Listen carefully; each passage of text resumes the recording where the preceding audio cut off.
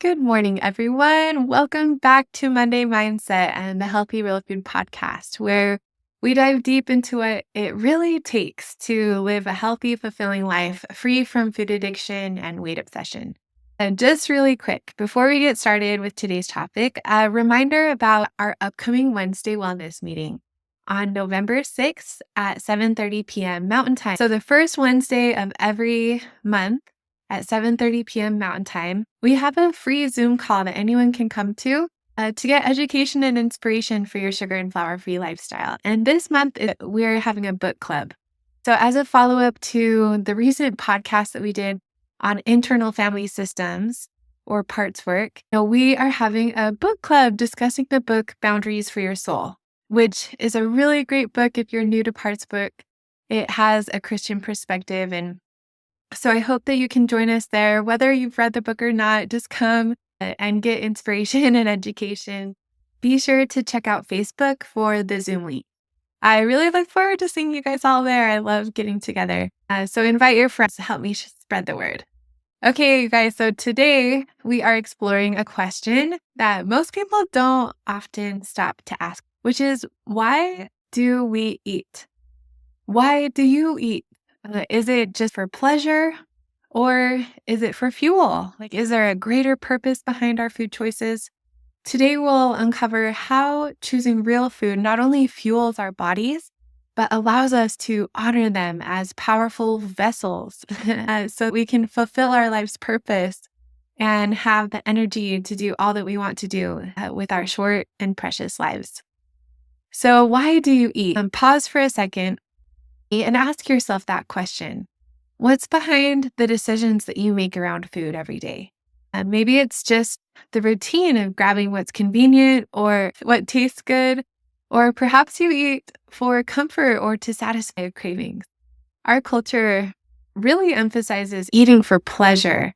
And while that is such an important and beautiful part of the human experience, eating solely for pleasure, using what I call our caveman brain, the lower part of our brain, can come at a really high cost to our health.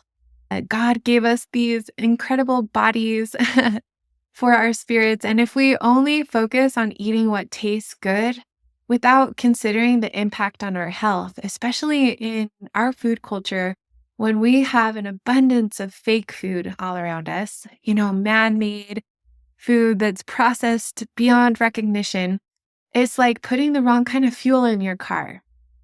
It might get you to where you're going for a little while. You'll wear out faster, right? We lose our efficiency and if the engine breaks down. So as a mom and a wife, this topic came to me last week when I was feeding my family breakfast. And I care so deeply about feeding my family well, making nourishing meals that I know will help them to thrive. But even though I'm not perfect, and sometimes, they get cereal for dinner, but it's a challenge to feed your family, right? Maybe it is for you too. And I get it. Healthy food isn't always the most popular choice at the dinner table. I don't force my family to eat the way that I do, but when I'm cooking, I try to give them healthy options that are on my plan as well. So just recently, I made my husband a batch of ricotta pancakes that are sugar and flour-free pancakes that you make with oats, eggs, and ricotta cheese. And then I added in some seeds for extra nutrition and protein. And he told me that he doesn't like that kind of food. And I just laughed. My response to him, knowing that he's trying to be healthier and get fit, was like, what does liking it have to do with it? So most of the time, I really try to keep my eyes on my own plate when it comes to my family. But, sometimes I say something to my husband because I care. So we need to fuel our bodies, not just to satisfy our taste buds. Our taste preferences will change if we give them a chance. In just 2 weeks, with consistent exposure to real whole foods, our taste buds start to adjust. And what was once bland can become really enjoyable, even delicious. Now, I know that not everyone needs to completely abstain from sugar and flour entirely, For some people, moderation works beautifully for them, and they can follow that 80%, 20% rule, right? Where 80% of their diet is healthy, real food, and 20% is occasional indulgences. This balance works for some people, and they're able to experience peace with food and maintain a healthy body. But for me, and for many people that I work with, moderation can be incredibly challenging. And when I tried to only occasionally eat for pleasure, it created this monster inside of my brain. There's a saying that I really resonate with. It's 100% is a breeze, 95% is a beast. Trying to keep a little space open for indulgence made food something that I was constantly thinking about, and I felt out of control and powerless against those cravings. That's when I realized that 100% commitment was actually so much easier for me than trying to manage moderation. Some of us are more susceptible to food addiction, and if you found that moderation doesn't bring you peace, you're not alone. For people like me, striving to abstain entirely from sugar and flour allows us to step off of the dieting roller coaster for good. It's given me peace with food for the past 4 years, and it's how I guide others who feel powerless to their cravings. Now, I'm not saying I'm perfect. There are times when I slip up, but instead of beating myself up, I practice compassionate curiosity and ask, like, what happened here? What can I learn from this? And then I just quickly course correct and move forward. My peace comes from the intention that I have to strive for 100%. And that's a powerful shift that has changed my relationship with food. While I strive for the A plus, I still celebrate the B minus, and it's all about progress over perfection. But take it from me. When I started with the sugar and flour free lifestyle, my taste buds were really used to that intense sweetness, palatability. The first time I tried unsweetened oatmeal, I thought it tasted terrible. But as I stuck with it, I discovered a natural sweetness and flavor that had been masked by the sugar and flour before. So, in just a couple of weeks without sugar and flour, your taste buds begin to reset, and the natural flavors in food become so much more vibrant. Unfortunately, our culture is saturated with what I like to call fake food. Overly processed, hyper palatable foods are filled with sugar, fat, and artificial flavors. They are designed to light up our brains' reward centers, creating a dependency.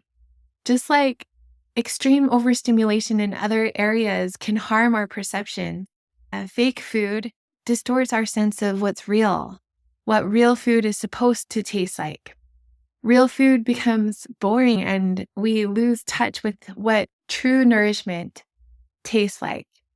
Think of pornography, for example.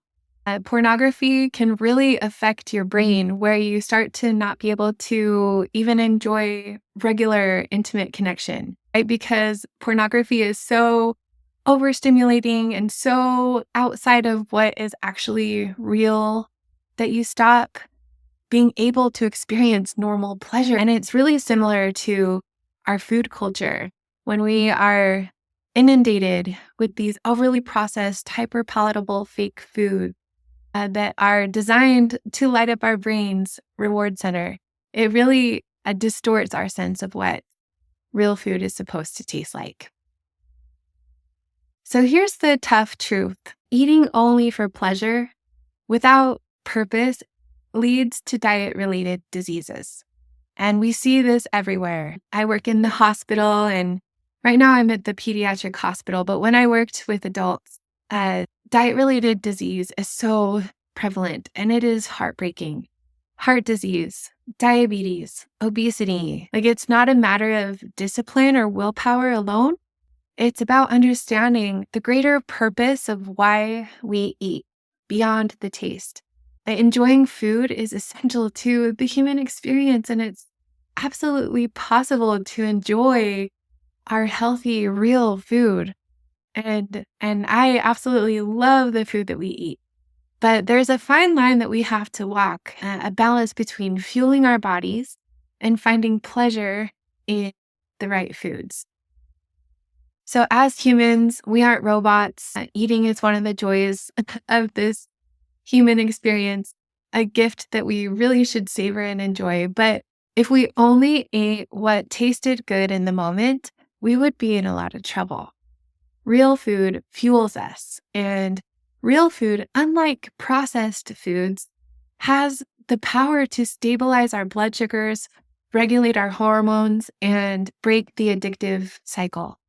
So, when we embrace real food as our daily fuel, we find freedom from cravings and food obsession.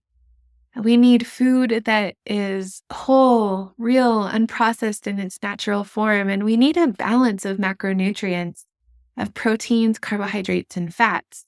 So the next time you sit down for a meal, ask yourself, am I eating this only for pleasure? Or am I fueling my body with real food that will help it to thrive?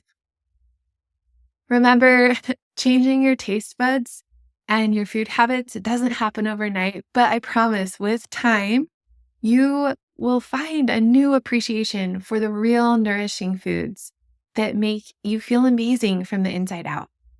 Thank you so much for tuning in today. And if you're ready to explore how to build a healthy, sustainable relationship with real food, be sure to check out the resources that I have in the show notes on my website at healthyrealfood.com and sign up for a free one-on-one coaching call with me. So until next time, everybody, keep it real with real food, honoring the gift of your body and experiencing the freedom that comes with health. Have a great day.